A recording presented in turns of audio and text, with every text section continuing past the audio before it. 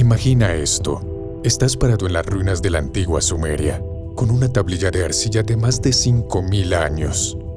En su superficie, hay escritura cuneiforme contando una historia que hace temblar tus manos. No por ser violenta o inquietante, sino por lo que afirma ser un registro histórico de cuando los dioses gobernaban la tierra. Pero los dioses de estas tablillas no son los dioses distantes e incognoscibles de las religiones. Son seres con nombres, familias y, curiosamente, descripciones de puestos. Seres que llegaron en vehículos voladores, establecieron operaciones misteriosas e incluso crearon una fuerza laboral modificando genéticamente humanos primitivos. Los sumerios los llamaban Anunnaki, y según las tablillas que sostienes, no eran mitos, eran reales. Caminaron por este suelo, respiraron este aire y formaron la civilización humana de formas que apenas empezamos a entender. Pero, ¿qué tal si hay un gran error en esta historia?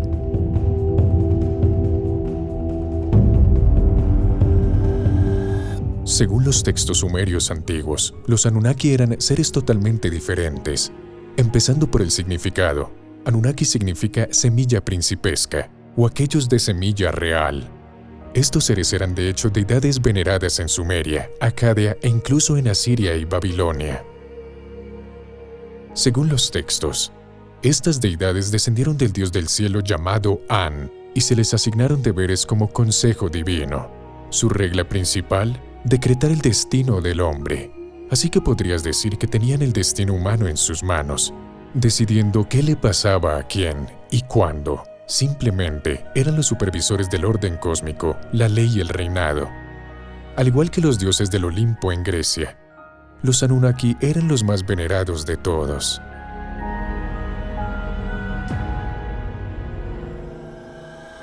Pero ¿sabes qué es más interesante? Nadie podía ponerle un número a estas deidades.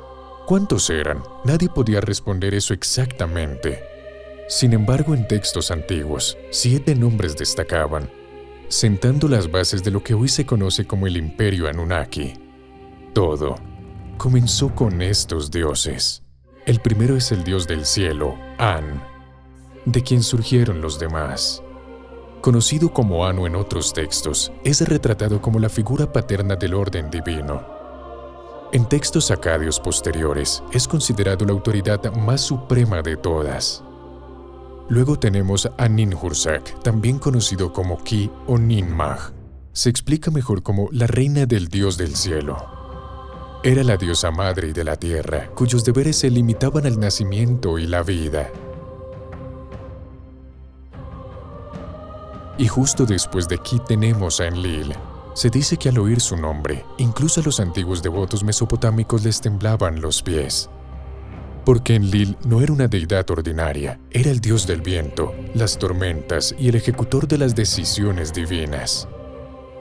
Imagina estar ante quien decide qué te pasará al instante siguiente. ¿Qué tan aterrador sería?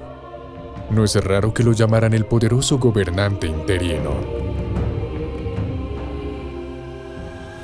Pero según los textos antiguos, no todos eran aterradores. La siguiente deidad era la más benévola, y su nombre era Enki, conocido como dios de la sabiduría, el agua, creador de la naturaleza y la magia. Si los subordinados buscaban protección, llamaban a Enki. Al igual que Enki, este próximo dios brillaba igual. Su nombre era Utu, el dios del sol que representaba la verdad y la justicia. También está la deidad lunar llamada Nana, responsable de la sabiduría y el tiempo. Pero hasta aquí llega lo positivo. Porque a diferencia de Enki y Utu, la siguiente deidad es la que todos temían. Su nombre era Ereshkigal. Si te preguntas por qué le temían, es porque era la reina del inframundo.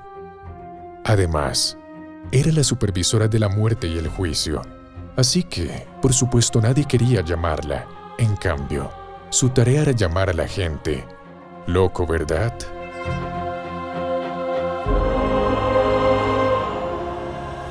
Pero las cosas no eran tan extrañas como las interpretaciones modernas sugieren. Según los textos sumerios antiguos, estas deidades debían mantener un equilibrio fluido entre el cielo, la tierra y el inframundo. La función principal de las 7 deidades y sus subordinados era simple: decretar el destino, mantener el equilibrio en todas las esferas y aplicar el orden moral y legal a los humanos que crearon. Suena bastante normal, ¿no? De hecho, los textos antiguos dicen que los primeros humanos estaban felices de cuidar los templos y participar en el orden divino decretado. Todo parecía estar bien, hasta la rebelión.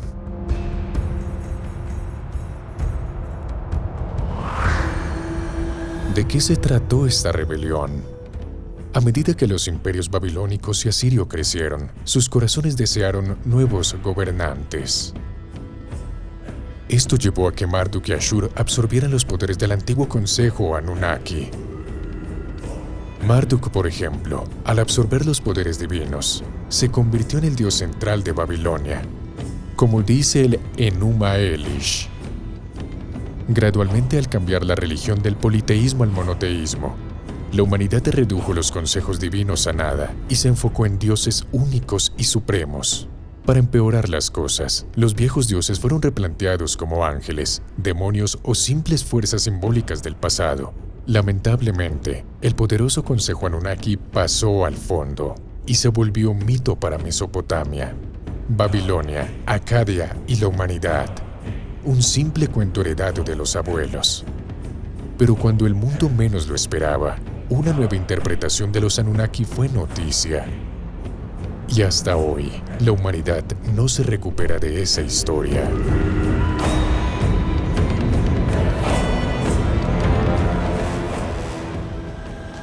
En 1976, una nueva teoría sobre los Anunnaki sacudió al mundo.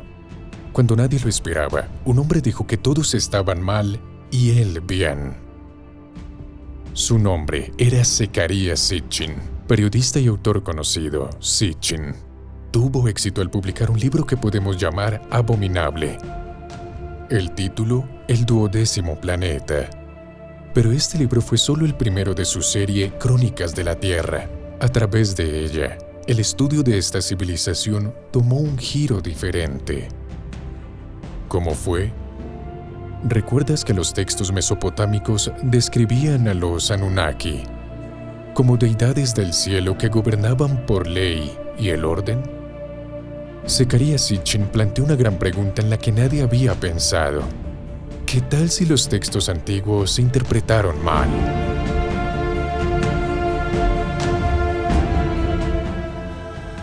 Nadie lo vio venir. Una cosa es hacer sugerencias a la historia, pero desafiar las raíces es otro juego.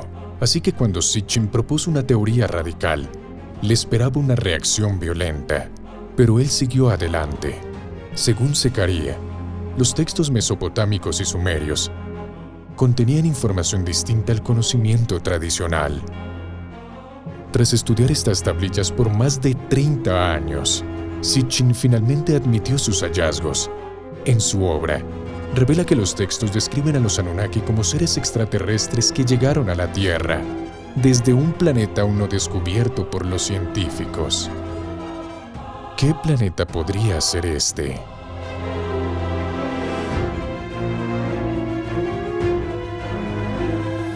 Al estudiar las tablillas cuneiformes por 3 décadas, Sitchin supo que los Anunnaki vivían en un planeta llamado Nibiru, un mundo masivo con una órbita extremadamente alargada que tarda unos 3.600 años en completar una vuelta al Sol. Piensa en eso por un momento. Mientras la Tierra orbita el Sol una vez por año, Nibiru pasa casi todo el tiempo en los confines fríos y oscuros del sistema solar, cruzando ocasionalmente los planetas interiores antes de desaparecer por milenios. Un planeta rebelde con una ruta tan inusual que los astrónomos antiguos no deberían haber conocido. Pero los sumerios lo sabían. Lo mostraron en sellos cilíndricos y textos astronómicos como un gran cuerpo celeste entre los planetas. Incluso sabían de planetas como Neptuno y Urano, invisibles al ojo humano, y descubiertos oficialmente hasta que inventamos telescopios potentes en los siglos XVIII y XIX. Pero esto genera la duda. ¿Cómo lo sabían? Para Sitchin, las tablillas daban una respuesta difícil de aceptar. Los Anunnaki les enseñaron. Sí, los seres de Nibiru compartieron su conocimiento astronómico con los humanos que crearon. Pero hay un problema. La astronomía convencional insiste en que tal planeta no existe. Por décadas la búsqueda del planeta X o el planeta 9 no ha arrojado nada concluyente. Aunque algunos astrónomos admiten anomalías gravitatorias en el sistema solar exterior que sugieren que algo grande podría estar allí, moviendo objetos de formas inexplicables. Digamos que Nibiru es real. Digamos que hay un planeta con esa órbita extraña y que allí se desarrolló una civilización avanzada. Pero ¿qué los impulsaría a venir a la Tierra?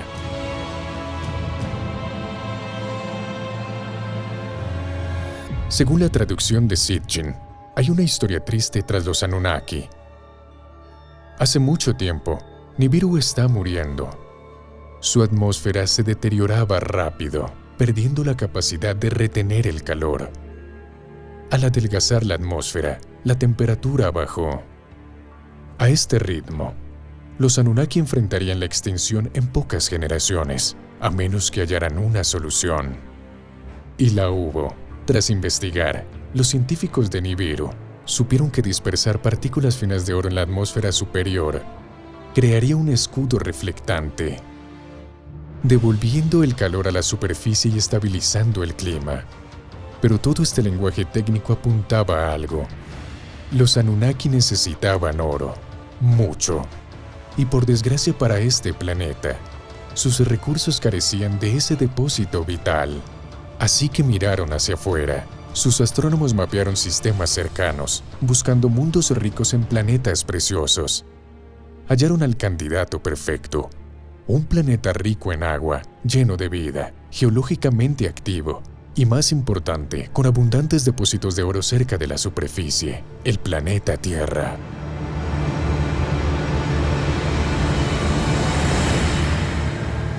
Hace unos 450.000 años, los Anunnaki hicieron su primera expedición en la Tierra. Pero a diferencia de una expedición noble, no vinieron como exploradores o científicos pacíficos. Vinieron como mineros enfrentando una emergencia. Su misión era simple: extraer recursos, procesarlos y enviarlos a casa. Para empezar, establecieron su base en el sur de Mesopotamia, en la tierra fértil entre los ríos Tigris y Éufrates. Llamaron a esta región Edín, que significaba hogar de los secretos o lugar de los puros. Esto suena curiosamente al Edén bíblico, ¿y si ambos textos señalaban lo mismo? Como sea, una vez que aterrizaron al sur de Mesopotamia, expandieron operaciones por todo el planeta. Era una red robusta, desde colonias mineras en el sur de África con oro profundo, hasta plantas de procesamiento en Mesopotamia, donde todo era refinado, y un puerto espacial en la península del Sinaí para enviar suministros a Nibiru. Todo estaba estructurado para devolverle la vida a Nibiru. Pero en todo esto, ¿cómo se veían realmente estos seres?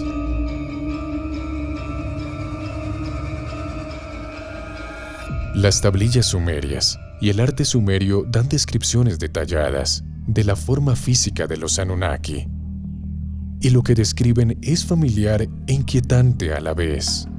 Primero, eran humanoides, 2 brazos, 2 piernas, una cabeza y postura bípeda.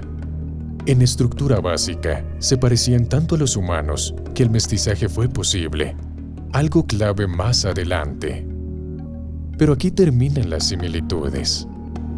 Sobre la estatura, los Anunnaki eran gigantes para los estándares humanos. Según Sitchin, medían entre 2.5 y 3.5 metros, superando a los humanos primitivos que los conocieron. Imagina ver a alguien así en persona, no por efectos especiales, sino parado frente a ti. El impacto psicológico sería inmenso. No es raro que los humanos los adoraran como dioses. Sus rasgos faciales eran más angulares que los nuestros, con ojos grandes y penetrantes.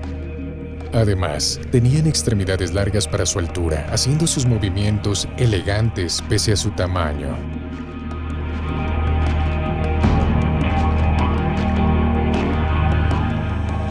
Pero hay más en estos extraterrestres que su apariencia. Los Anunnaki no eran una sola entidad ni un grupo pequeño. Eran una civilización entera con miles de individuos, familias complejas y una jerarquía tan complicada como cualquier gobierno humano. Para entender su imperio, debemos entender quién tenía el poder, quién decidía y qué rivalidades personales formarían no solo la historia Anunnaki, sino también la humana. Según la teoría de Sitchin, la jerarquía de los gobernantes Anunnaki eran otra historia. Anu seguía siendo el dios del cielo y gobernante supremo, pero esta vez Nibiru era su reino, uno tan importante que rara vez salía. Pero quedarse en Nibiru no lo salvó de la catástrofe de sus hijos, Enki y Enlil, nacidos de madres distintas. Según Sitchin, ambos eran muy poderosos, tanto que ambos creían merecer la autoridad suprema sobre la colonia terrestre. Esta disputa por la cuestión causaría conflictos por milenios y determinaría el destino de la humanidad. Y aquí fue donde todo comenzó. Enlil era el primogénito de la esposa oficial de Anu, siendo el heredero legítimo por ley Anunnaki. Así, cuando Anu asignó administradores para la Tierra, Enlil recibió el título de comandante general. Él supervisaba todo: minería, administración, interacciones con los humanos primitivos. Los textos lo describen como severo, autoritario y comprometido con el orden y la jerarquía. Enlil creía en la ley, la estructura y el derecho divino de los Anunnaki para gobernar. Veía la Tierra como recurso a explotar y a los humanos como mano de obra. Eficiente, sí, pero frío. Los sumerios temían a Enlil más de lo que lo amaban, y con razón. Era el líder que decidía por el bien mayor, aunque eso implicaría sufrimiento individual. En el otro lado estaba Enki, el caos frente al orden de Enlil. Aunque Enki fue el primer hijo de Anu cronológicamente, su madre no era la esposa oficial. Por eso Enki era considerado ilegítimo para la sucesión. Él debió gobernar la tierra, por edad, capacidad y brillo. Lo merecía. Pero la ley y la tradición le negaron lo que creía suyo. Así que Enki se hizo indispensable. Mientras Enlil administraba, Enki era el científico jefe, el ingeniero maestro, el arquitecto genético. Estableció su base en el Apsu y desde allí dirigió la minería y experimentos extraños. Estudió a los homínidos nativos, los ancestros primitivos. Y cuando los obreros Anunnaki se rebelaron por el trabajo pesado en las minas, fue Enki quien propuso la solución que cambiaría la historia planetaria: crear una especie trabajadora. Enlil seguía las reglas, Enki las rompía. Y la humanidad fue producto de su conflicto y la razón de que escalara sin control. Pero no eran los únicos actores en este drama cósmico. Estaba Ninmah, media hermana de ambos. Ella era la directora médica y jefa de ciencias. Cuando Enki propuso crear una raza trabajadora mediante ingeniería genética, Ninmah fue quien aportó la experiencia biológica para lograrlo. También está Inanna, nieta de Enlil e igual de implacable. Y Marduk, hijo de Enki, quien creía merecer la autoridad suprema por su linaje. Al crecer Babilonia, Marduk se posicionó como deidad suprema y desafió a Enlil, contribuyendo a la caída del imperio Anunnaki. Y finalmente estaban los Igigi, los dioses menores que servían a los gobernantes. Pero no olvidemos que la jerarquía servía para un fin principal en la Tierra: extraer oro.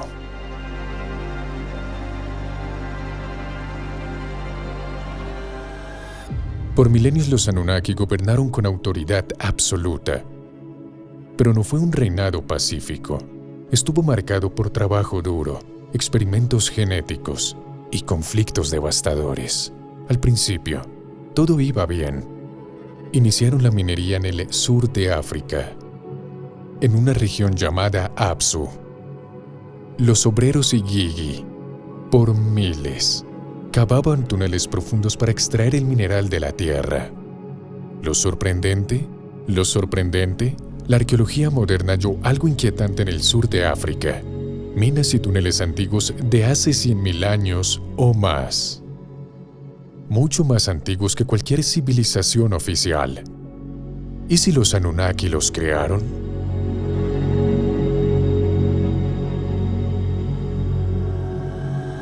Pese al deseo de salvar su planeta, el trabajo era brutal, incluso para los superiores Anunnaki. Por unos 150.000 años, los Igigi trabajaron así. Generación tras generación bajaban a la oscuridad, extraían el mineral, lo procesaban y lo enviaban a casa. Y con cada generación crecía el resentimiento. Hace unos 300.000 años, según Sitchin, los Igigi se hartaron. Protestaron tanto por el trabajo pesado que los gobernantes debieron decidir: castigarlos por rebeldes o aliviar su carga. Y ganó la idea de Enki. ¿Para qué matar rebeldes si podías reemplazarlos? Así, Enki y Ninmah iniciaron el experimento más audaz: crear una nueva especie, una fuerza laboral diseñada para servir a los Anunnaki, los humanos.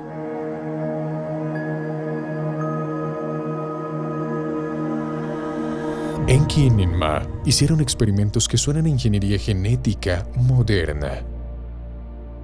Los textos hablaban de mezclar la esencia Anunnaki con la de seres primitivos de la Tierra. Un pasaje famoso describe tomar sangre de un joven dios y combinarla con arcilla. Suena familiar, ¿no? Por milenios se interpretó como dioses creando a los humanos del barro. Pero, ¿y si sangre era material genético? ¿Y si arcilla era un término antiguo para materia biológica, como células o ADN de homínidos? De ser así, describiría ingeniería genética. Es lo que hoy se intenta con CRISPR. Los sumerios lo describían hace milenios.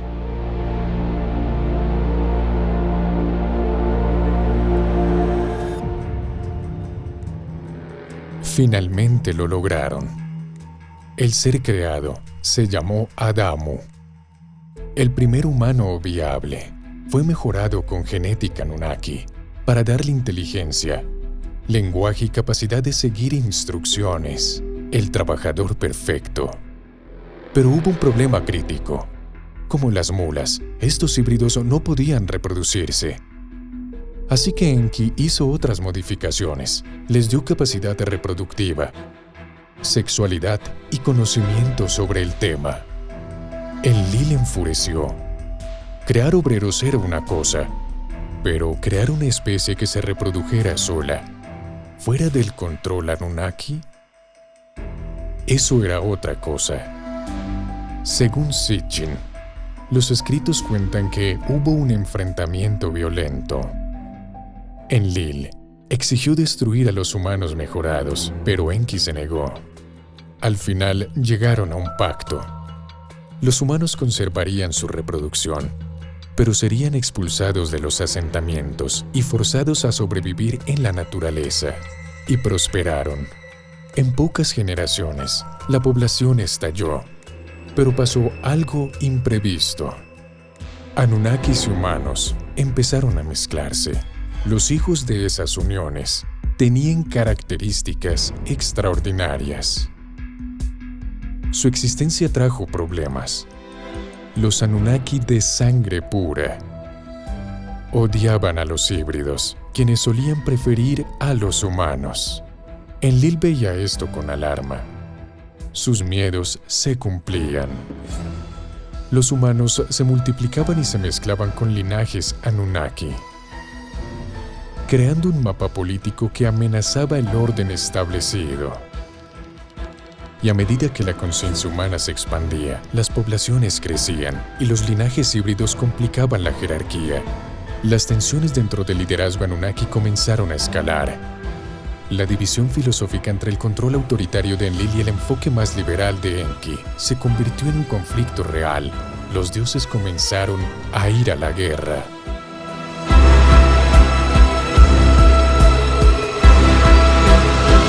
Según la teoría de Sitchin, a partir de ese momento. Ahora bien, el único problema no era la creciente población humana e híbrida. La tensión interna también se caldeaba. A través de la escalada de conflictos entre facciones rivales, el imperio Anunnaki comenzó a desmoronarse. Marduk, hijo de Enki, desafió la autoridad de Enlil sobre la Tierra, desencadenando guerras devastadoras que los textos describen con escalofriantes detalles. Armas que convertían la piedra en polvo, luces brillantes que cegaban ejércitos y plagas que mataban sin tocar. Algunos investigadores incluso las interpretaban como armas nucleares y guerra biológica, mientras que otros las comparaban con las 10 plagas bíblicas. Pero al final la Tierra había tenido suficiente. Con sus recursos de oro agotados, una catástrofe natural se avecinaba. Un gran diluvio.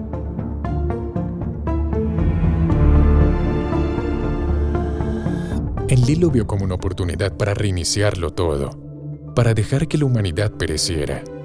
Pero Enki lo desafió, advirtiendo a un humano llamado Ziusudra que construyera una nave y sobreviviera. Esta gota que colmó el vaso llegó alrededor del 11.000 a.C. Los gobernantes Anunnaki se dirigieron a Nibiru en una nave espacial y presenciaron la catástrofe. Cuando las aguas retrocedieron, los Anunnaki descubrieron que los humanos habían sobrevivido gracias a la nave de Ziusudra. Pero esta vez su control se rompió. Poco a poco se retiraron, regresando a Nibiru a medida que la órbita de su planeta los alejaba de la Tierra, dejando solo textos, monumentos y humanos. ¿Qué opinas del auge y la caída del imperio Anunnaki? ¿Podría ser real? Cuéntanoslo en los comentarios. Dale me gusta a este video y suscríbete al canal para descubrir más misterios antiguos. Mantén la mente abierta y hasta que nos volvamos a encontrar.